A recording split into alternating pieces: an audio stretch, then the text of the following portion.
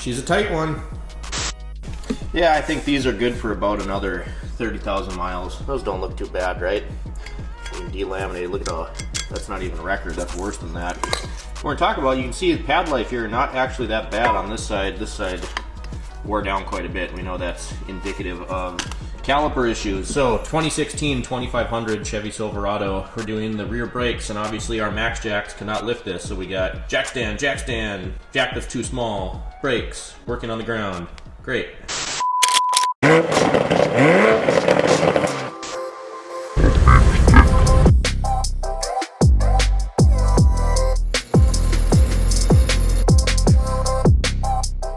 All right, so as we get going, I'll try to set you up the best I can so you can see. But you can see we got this rotor off. These parking brake shoes on these 3/4 ton trucks, I mean, they're wide. This is a giant top hat rotor. You can see over here, it's very deep. So we got the new pizza sitting on a box so it'll get it all dirty.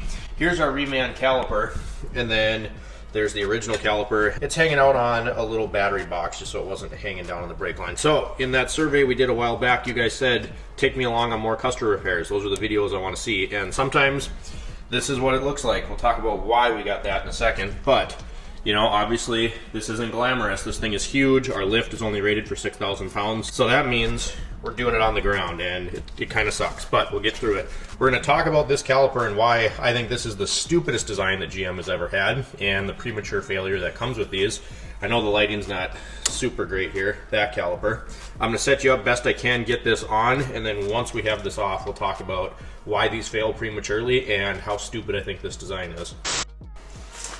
So you can see how fun this looks. Again, I'll try to go over noteworthy things as we go. I might speed this up, I might time lapse it, might go back and forth. Not really sure yet, we'll see when we go to edit the video. But like I said, you can tell this is, you know, not the most fun. These rotors are heavy, everything's bigger, and it just, I'd like to be in the air because right now I can't use all my tools because this thing's too big. So once again, I'm gonna get this going, we're gonna get this all assembled again, and then we'll talk about what the problem is.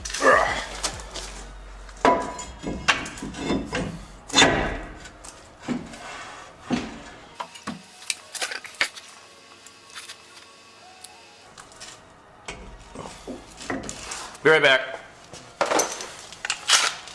So these Allen bolts right here that we're going to talk about, these are what attach the bracket to the slider and let this caliper move. So we'll take these out. Holy moly. So that one's loose.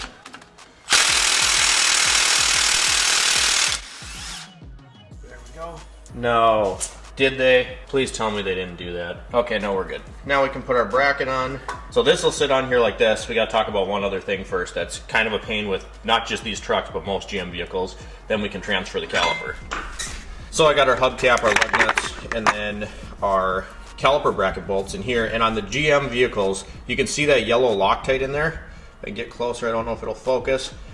That stuff, this stuff is insane. If you try to break these free, and these are 21, so it's a decent sized bolt, you try to break that free without heating that up, you are going to have a heck of a time getting these off. I mean, it is, they can get stuck in there. Sometimes not super bad, but I've seen these like hanging on them with a 30-inch breaker bar and they won't come off. So do yourselves a favor, skip that and just take, you know, it doesn't even have to be anything crazy, propane torch, something, heat this up a little bit, soften it, then you can break these free. But before I put them back in, I like to take these over to the wire wheel and get this crap off of there, so I'm gonna do that quick. I don't know how well that's gonna focus, but we got the yellow Loctite off of there. So now we can stick this caliper bracket on here. Just like this. There we go.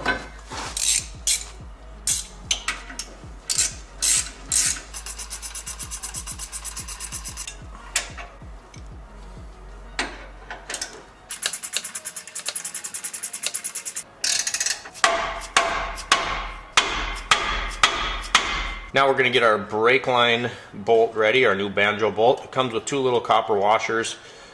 When you go to take the brake line off the old caliper, oh, there goes one. When you go to take this banjo bolt out of the old caliper, just make sure that this little copper ring, this little copper washer, doesn't get stuck to the backside of the caliper, and then you double them up. So one will go on the bolt like this, and then the brake line goes on, then you put this one through. You know, pretty common knowledge, but we'll just keep that up here on the leaf spring for right now. This is an 11.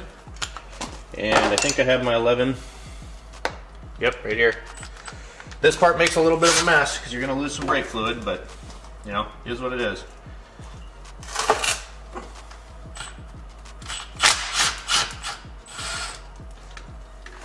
And there she goes. Where's my channel locks? Again, it's inevitable. You're gonna get brake fluid on stuff.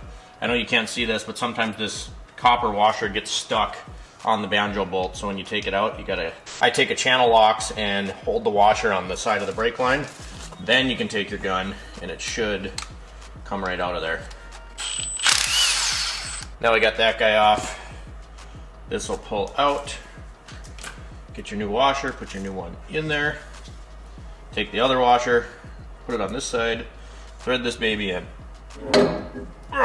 Double check, make sure they're not doubled up. And drip all over your gun. Clean my hands, then we'll talk about the first problem. Alright, so here is the problematic piece on these, and we'll show you on one of the old calipers. But first of all, this is a 10mm Allen to get this guy off of here. Now you can see how long that the shaft of this slider is here. Shaft. But you can see that when this goes in here, it's going to be a tight fit right around here. There's not a whole lot of clearance for much of anything to go wrong. And then we have our threaded portion, of course, that keeps it attached. But when we're supposed to slide on this thing, there's a lot of surface area here for corrosion to get built up inside this bore. And then, not to mention, you have to use an Allen socket or an Allen wrench to loosen this up, and this is way more prone to stripping. You can't get as much force on this as you could just a typical bolt head. We'll also talk about the placement of the caliper with this leaf spring, because you have to have either a stubby socket adapter, a really small one, or an Allen wrench that'll actually fit in here, because this guy is like lined right up with this leaf spring. So I don't know, it's a really crappy design. We'll discuss what we do to try to mitigate issues with this when we look at that other caliper, but for right now, we're gonna put this back in here. Then this boot goes on this side, like this, and we can mount this guy to the bracket. Well, take two. We cut out some cussing and swearing because they didn't even have the boots attached, so not that's the end of the world, but they're never any fun to deal with. So we'll get this shoved in here. I recommend getting the top one lined up first, as close as you can anyway. Get that guy in there, then go down, look at your bottom. Mother, what a joke. Sorry guys. There we go, finally. It's a lot more fun when you're doing this without your lift. You can't be actually where you want to be, but we'll get through it, right? That one started. Grab our Allen socket, just get that guy starting in its home. Our top one has a little rubber insulator on it. Oh, and I forgot, of course, this is, again, what I was talking about. So you can't get this in here because the damn leaf spring's in the way. So hopefully this will come back out. This is just a pain in the butt. I hate this design. That goes there. So then you gotta kind of guide. In the top one, there's not really any room to get your hands or your Allen socket in. The bottom one, you gotta try to line up again. Now we're all in place. We're cooking with peanut oil. This Allen wrench actually fits in here, but only once it's already started. Can you see that? I'll show you. See the angle there? It's too long, it's in the way. So we're gonna take that wobble guy and you kind of gotta just go nice and gingerly, get it started at an angle because you don't want to strip this out. Then this guy can fit in here to tighten it up, but we can tighten up the bottom one. All around, this is just a stupid design. Stupid, stupid. And we haven't even gotten to the main point yet. So this is the guy we'll use for the top one. You kind of got to go under the spring up at an angle. It's got a wobble ball on it, so you can fit it in there and go at a little bit of an angle, but you don't want to go crazy because you'll strip it out. So we'll just use a 3/8 ratchet. Again, there is a special socket tool for this that's shorter and will fit in here, but I don't have one. And until I get one, this is what we gotta do. That should be enough. Yep, now we can fit this in, but you gotta go barely a turn at a time. And you're hitting the brake line the whole time. It's fun. Then of course, take an 11 wrench by hand. We didn't snug this all the way down. Check that brake line. Make sure it's nice and snug. It's tight. You don't have to go crazy, but you don't want any leaks out of there either. So get that nice and tight, crush those copper washers. Now this is the part we're gonna talk about on the bench, but these little rubber plugs, these guys that come in the sliders, throw them away. My opinion, more than one way to skin a cat. Take your Vaseline, pack those holes once you get those tight. Pack them full of Vaseline. Get it in there, get it inside the top of that fastener. And you might be going crazy. I know there's going to be comments about this, but I'll explain my theory here when we get to the bench. Give her a little spritz.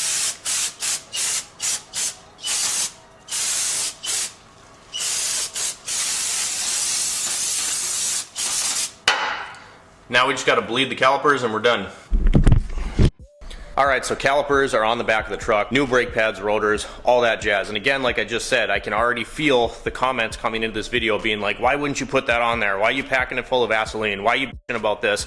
I'll explain it in a second. I have seen so many premature failures on this type of caliper, particularly in heavy duty trucks and panel vans, stuff like that. Anything that uses this style brake caliper that GM uses seemingly on everything on their larger vehicles. Now I'm gonna flip you around, show you the carnage of the rust on the caliper that we replaced, and then we'll talk about why this is such an issue. So here's the caliper we pulled off of here, and you can see this one right here, this slide pin, there's a little corrosion starting in there. Not a ton, I mean it still looks okay, but look at this one.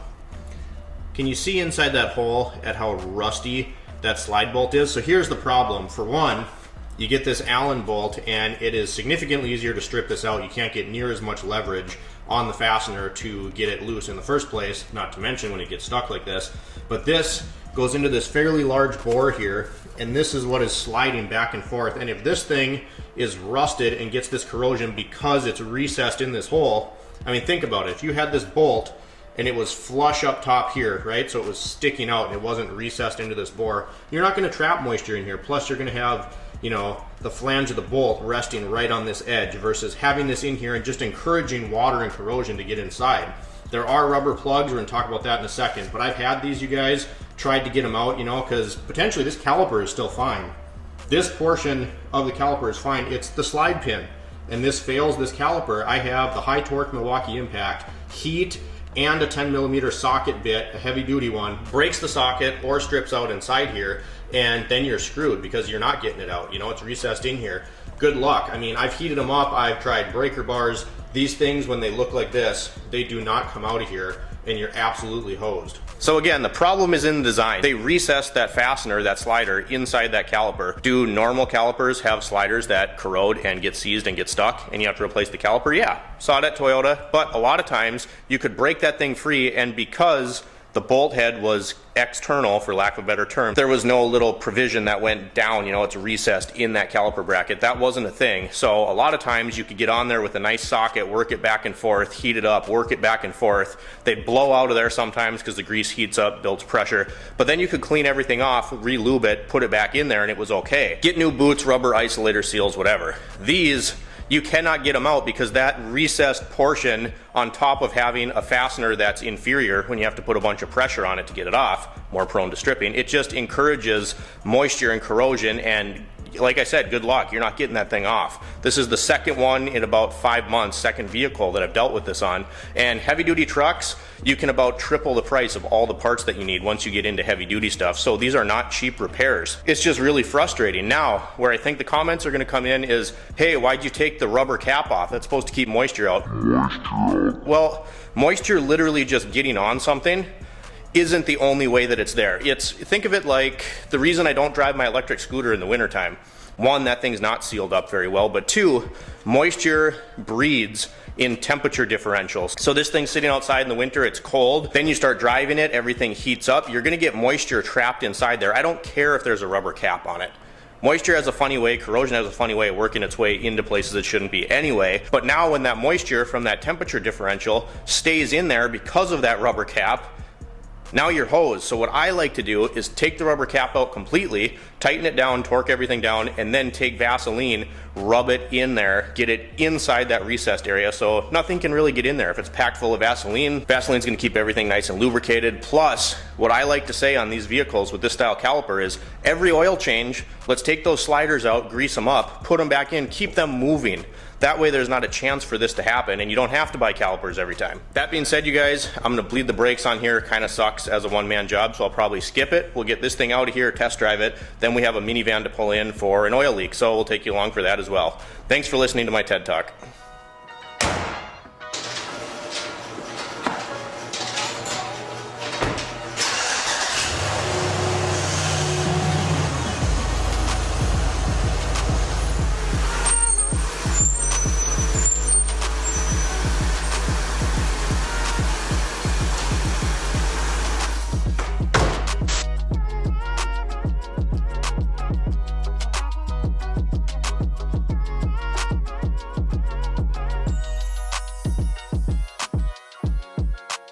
right, so we're underneath the Caravan right now, and I apologize, I don't have my good light, it's charging. Customer's complaint was that they saw a spot of fluid, they thought it was oil, somewhere on the ground when they pulled out of their garage, and it was about the size of a coffee cup, so a decent leak there. I'm waiting on a reply from them to see if it was on the driver's side or the passenger side of the vehicle, because I see 2 leaks, but they're very different fluids. So if you look on that bolt there, I already wiped it off once, but that is the bottom of the transmission pan. So it appears that the tranny pan is leaking. There was a drip hanging off of there that I wiped.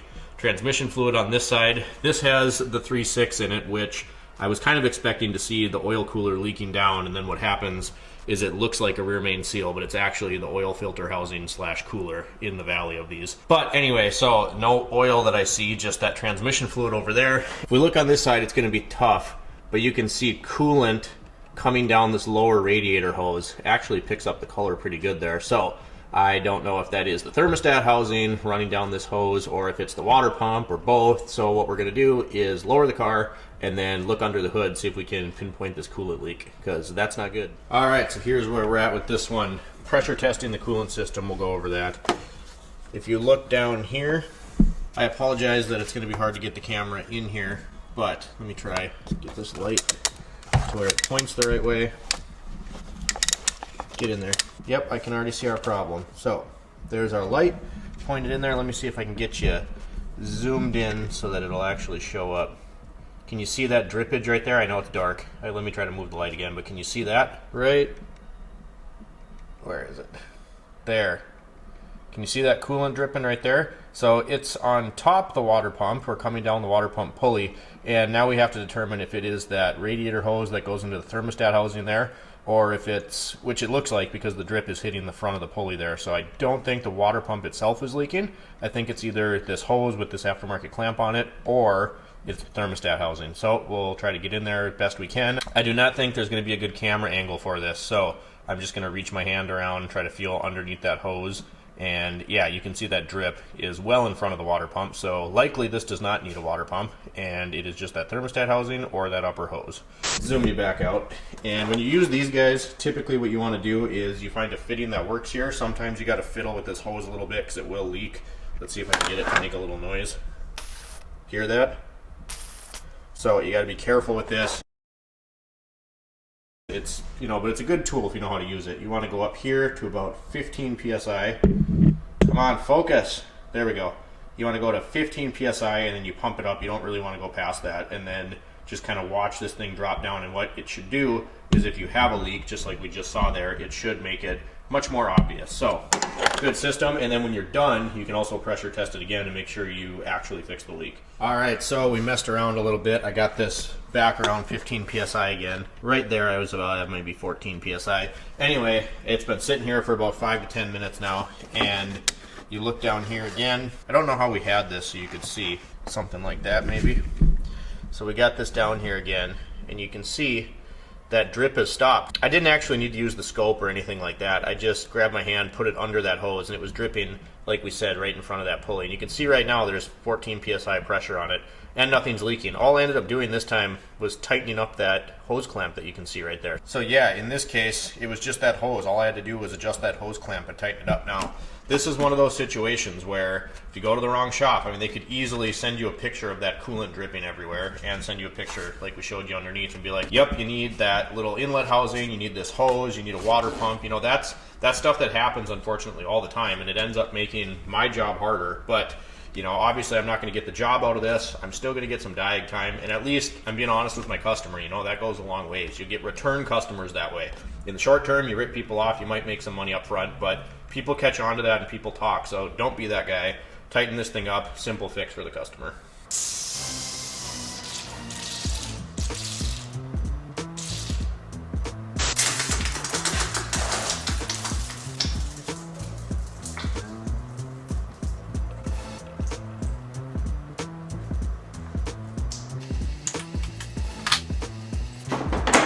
I always watch your pressure gauge. Now we gotta clean up. I may even edit that out. That was embarrassing. First day, rookie mistake. Oh, I got some in my mouth. That stuff is awful, man.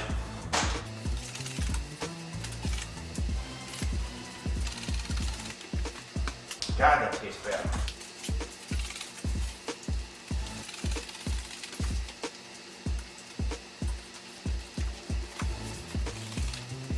I'm embarrassed of myself. Do better. Alright, so I crawled my way back under here to look at that transmission pan leak and did a taste test. It is transmission fluid.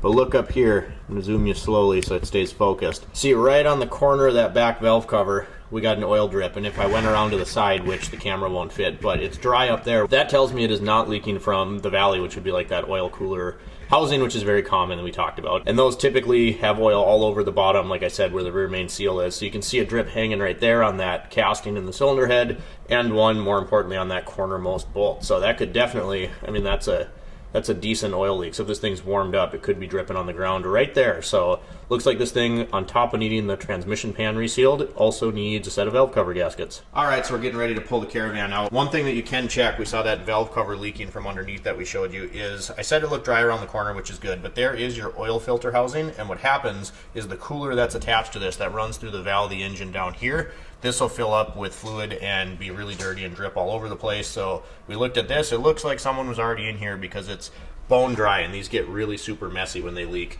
Then we went ahead and looked at this side as well. One other thing I'm going to do, because we made that mess with the coolant, I'm still embarrassed about that, is everyone thinks brake clean is the best thing to, you know, spray your belt off with.